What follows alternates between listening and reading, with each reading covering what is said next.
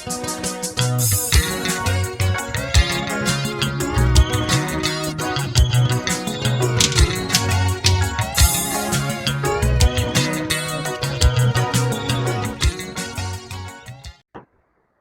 kuye kuthiwe uboke nje uwalk. Ya uwalke nje. Ikakhulukazi-ke thina esaphiwa imizimba Nkosi yami. Esinemizimba ehlezi isuthi nje enonopheleyo. Funeka nje ke siwalke nje. Yabona especially ke mawuyinsizwa. Ke uyeke kulo uhleli phansi esitulweni ucindezela isanareta. Unukelwa opetrol namabhreki lapho. Udilike nje uhambe nje ngeenyawo. Ya uwalke nje. Nansi le version yami edida abantu. Hayi nonke niyadideka bafana, nanithi niyangazi. Hayi nginididile-ke kulokhu. Ya. Ngifuna nje ukucacisa ukuthi uyobuka kuphi lo live. Le venue le yipi? La ku TikTok mawutype nje uthi Mabhikisha. Na-ke kubhaliwe lapha. Ukuthi uMabhikisha ubhalwa kanjani. Mawutype nje uthi Mabhikisha. Ngalezi insuku ezimbili ezibhalwe la. Uyobe sewufika qathatha kulo live. Uyobe uphethwe yimi ngqo. Isihloko sithi ngaba besifazane bavumelekile yini ukushumayela nokufundisa amadoda. Ukushumayela nje nokufundisa ey'ndaweni la kunamadoda khona bavumelekile na? Lalela-ke. Siyobe singakhulumi ukucabanga kwethu. Siyobe singakhulumi zona iy'mfiso ney'mfuno zethu. Kodwa siyobe sihlahlabula nje iBhayibheli. Sihlakaza nje sihlahlabula nje izwi. Ngoba lento le yenzeka kakhulu la kwi-Christianity.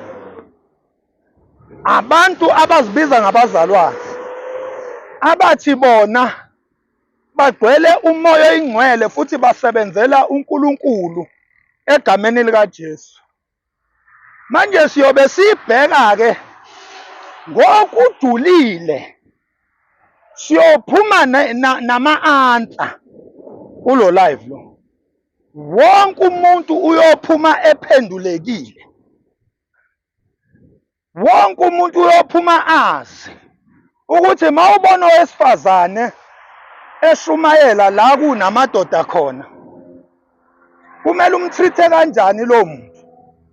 Kumele umthathe njengani lo muntu wesifazane? Kufanele yini ukuthi wena njengendoda ulalele izwi elishunyayelwa owesifazane? Ngifuna ukunibalela-ke izinto eniyophuma nazo kulo live ngalesihloko.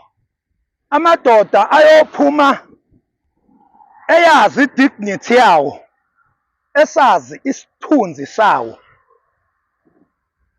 Amadoda ayophuma enokuqonda ukuthi owesifazane ubani, indoda yubani. Amadoda ayophuma ne-direction, ngisho mina kulo live ngaphansi kwalesihloko. Amadoda ayophuma ne-direction yokuthi kahle kahle indoda yini umsebenzi wayo emhlabeni.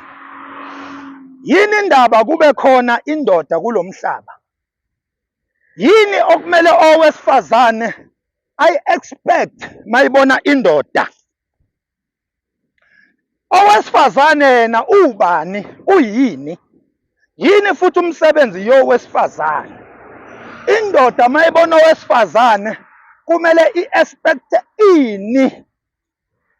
Siyophuma nalawo ma-answers ayobe phendulekile ngaphansi kwalesihloko. Owesifazane ufanele yini ukushumayela la kunamadoda? Uma ngabe ufanele, ngaziphi zona izathu? Ushumayela ngaziphi izathu owesifazane la kunamadoda khona? Uma ngabe akafanele, akufanele ngaziphi izathu?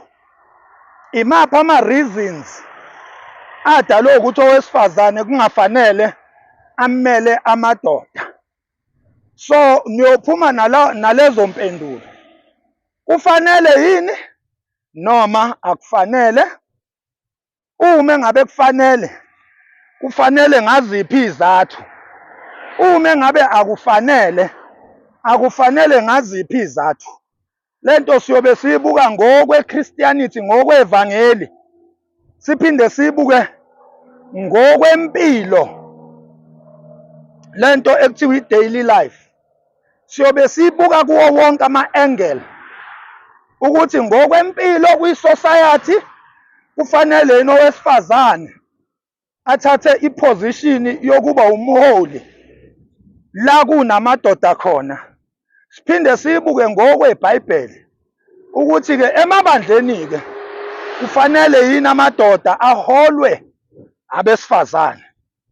So bengithi nje angicacise lokho ke, lo live uyobuse ephejini mabhikisha njoba kubhaliwe nje laphana. Ziyobe ikhala ilona ke iside lika Max Makhanya leli. Nina ngisazonidida nina ngoba kusekhona elinye iside lami lesithathu. Ngoba nje lele lesibili. Kusekhona omunye uMax wesithathu. Naye nisazombona futhi okwamanje isikhathi sakhe asikafiki. Sesifikile salo Max. Nina ngisazonidida nina. Hayi yabona uTikTok. Hayi mina ngisekude bakwethu ukuphupha kuTikTok. Hayi ziningi lezi zinto engiziqukethe. Ake bafowethu lindani lolu suku ke nonke nibe khona laphana. It will be 25 and 26, 2 days.